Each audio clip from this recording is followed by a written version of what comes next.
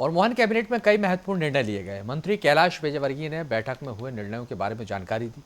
उन्होंने कहा कि उज्जैन में विक्रम महोत्सव चल रहा है और हम उस कालगणना केंद्र को एक बार फिर से सारे विश्व को बताना चाहते हैं। उन्होंने यह भी कहा कि इस बार पूरे प्रदेश में गुड़ी पड़वा उत्सव मनाया जाएगा। ओंकारेश्वर में 26वीं वाइल्ड लाइफ सेंचुरी स्वीकृत हो गई है और देश में सर्वाधिक सेंचुरी बनाने का रिकॉर्ड एमपी के नाम पर है। बैठक में गर्मी को देखते हुए सीएम ने पानी की व्यवस्था करने के निर्देश दिए और सीएम ने ओलावृष्टि को लेकर भी कलेक्टर को सर्वे करने के निर्देश दिए और साथ ही मुआवजे में जल्द से जल्द देने के आदेश दिए और प्रदेश में 4 बड़े सोलर प्लांट लगाए जाएंगे। हमारे पास सभी संभाग से निवेश के प्रस्ताव मिले थे।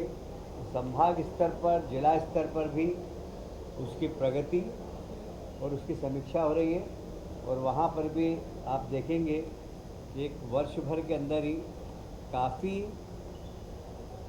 पूरे प्रदेश के अंदर इंडस्ट्रियलाइजेशन की शुरुआत हो जाएगी। मुझे कहते हुए बहुत प्रसन्नता हो रही कि हमारे यहाँ ओंकारेश्वर में 26वीं वाइल्ड लाइफ सेंचुरी स्वीकृत हो गई है। हमें ये कहते हुए बहुत प्रसन्नता हो रही है कि इस वाइल्ड लाइफ में जितना भी वन क्षेत्र है वहाँ पर कोई भी वनग्राम नहीं है, इसलिए किसी प्रकार की कोई परेशानी नहीं है।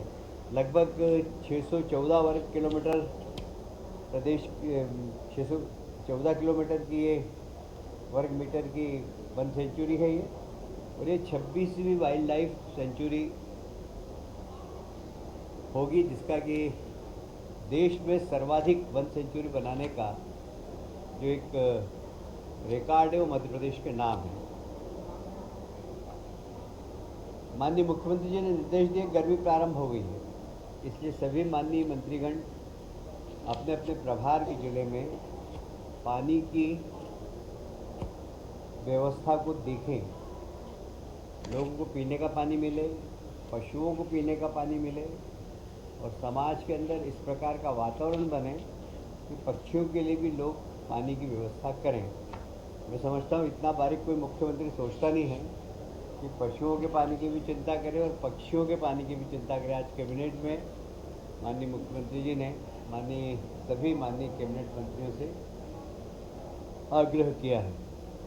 अभी कुछ क्षेत्रों में ओलावृष्टि हुई है, ओलावृष्टि के लिए भी माननीय मुख्यमंत्री जी ने निर्देश दिए हैं सारे कलेक्टर्स को कि जल्दी से उसका सर्वे करें और आपदा प्रबंधन के माध्यम से उन सब किसानों का जिनका नुकसान हुआ है उन्हें आरबीसी की तहत उनकी जो मुआवजा है वो उनको अतिशीघ्र मिले, इसकी चिंता करें।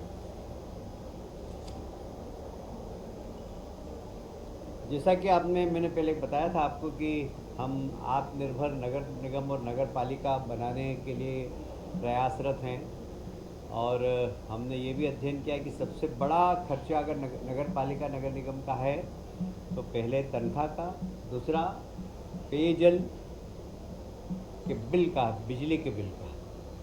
हमने उसको कम करने के लिए सोलर प्लांट प्रदेश में 4 बड़े लगाने का निर्णय लिया है, उस पर कार्रवाई चल रही है। उसी प्रकार से लोक स्वास्थ्य यांत्रिकी विभाग भी जितनी भी समूह जल योजना है उनके लिए भी अब सोलर प्लांट लगाने का आज कैबिनेट में उन्होंने अनुमति मांगी थी, जिससे कि जल योजनाएं बहुत भार नहीं आए, कम कीमत पर और उनको बिजली उपलब्ध हो सके।